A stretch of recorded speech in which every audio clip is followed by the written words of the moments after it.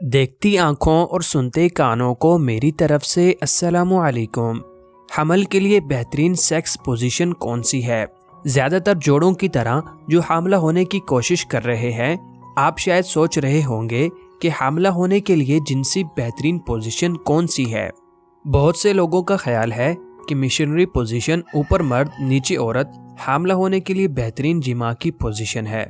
मुबाशरत की कोई भी पोजीशन जो सर्वेक्स या इंतहाम नहानी इस मामले के लिए करीब के स्पर्म हासिल करती है, आपको हमला कर सकती है। नुतफ़ा कशिश शकल की मदद के साथ या इसके बगैर तौलीदी रास्ते को तैरेगा। जल्द हमला होने के लिए बेहतरीन सेक्स पोजीशन की इकसाम। Missionary position. डॉक्टर्स का कहना है कि मिशनरी की कोशिश की गई है और ये बात सच है। ऊपर आदमी का होना कशिश शकल आपके हक में रखता है। डॉक्टर्स के मुताबिक वो अंदाज़ा लगा रहे हैं कि ये मुमकिन तौर पर बच्चे को हामला करने के लिए सबसे ज़्यादा मकबूल जिनसी पोजीशनों में से एक है। औरतों की ऊपर वाली पोजीशनों में स्पर्म को ऊपर की तरफ तैरना पड़ता है, लेकिन ऊपर मर्द आपकी इंतहाम नहानी के सुराख में स्पर्म को बहने देता है और आपकी ग्रेवा की तरफ इजाफी तासीर के लिए अपने नीचे तकिया रखें, जो स्पर्म के लिए और भी ज़्यादा साजगार जाविया दे सकता है। डॉक्टरों ने सोचा कि क्या तरीक़ाकार के बाद उफ की हालत में रहने से हमल की कामयाबी में बेहतरी आ सकती है।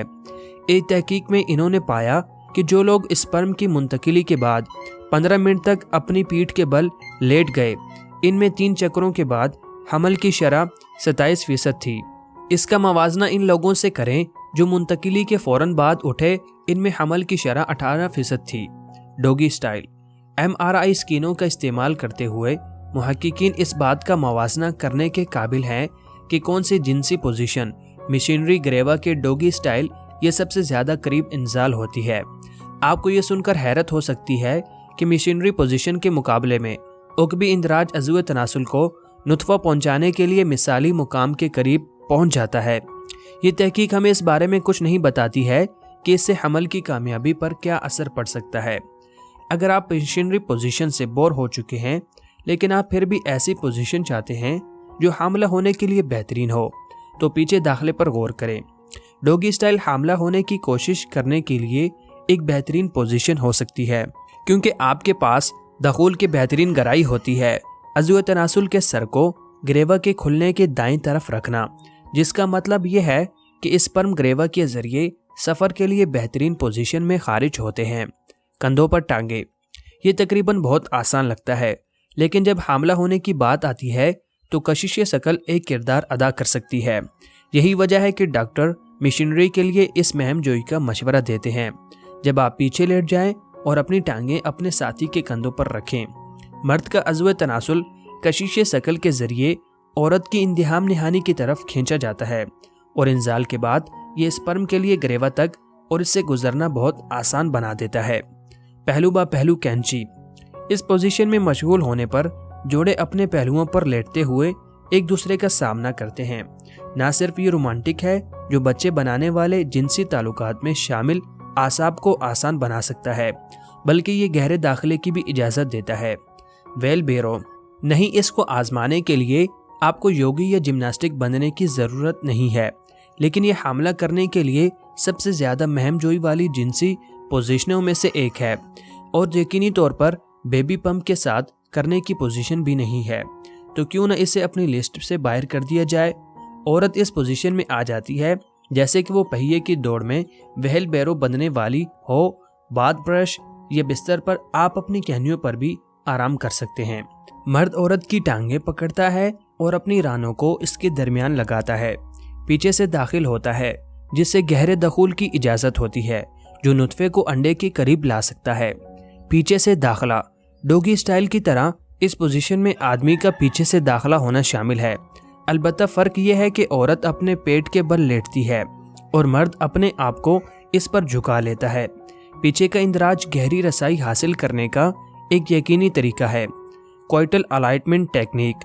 ये पोजीशन ख़वातीन के लिए खुशगवार और कारआमद साबित हो सकती है, जो वाज़ेह तौर पर तसव्वुर में एक अंसर नहीं है, लेकिन ये एक इजाफी बोनस है। जबकि स्पर्म को नीचे की तरफ तैरने दिया जाता है। औरत अपने घुटनों को बाहर निकालती है ताकि मर्द का निचला धड़ दरमियान में फिट हो जाए।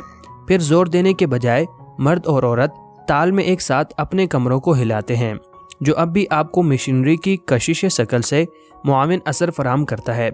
जिमा के बाद, क्या जिमा के फ़ौरन बाद आप जो कुछ करते हैं वो हमल को मज़ीद मुमकिन बना सकता है?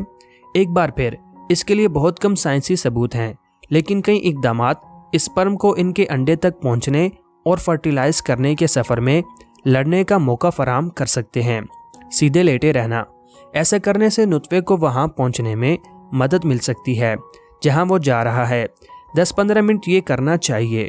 फिर अपने मसाने को खाली करें ताकि आपकी पेशाब की नाली के करीब मौजूद किसी भी जरासीम को दूर करने में मदद मिले, जो पेशाब की नाली के इन्फेक्शन का बायस बन सकते हैं।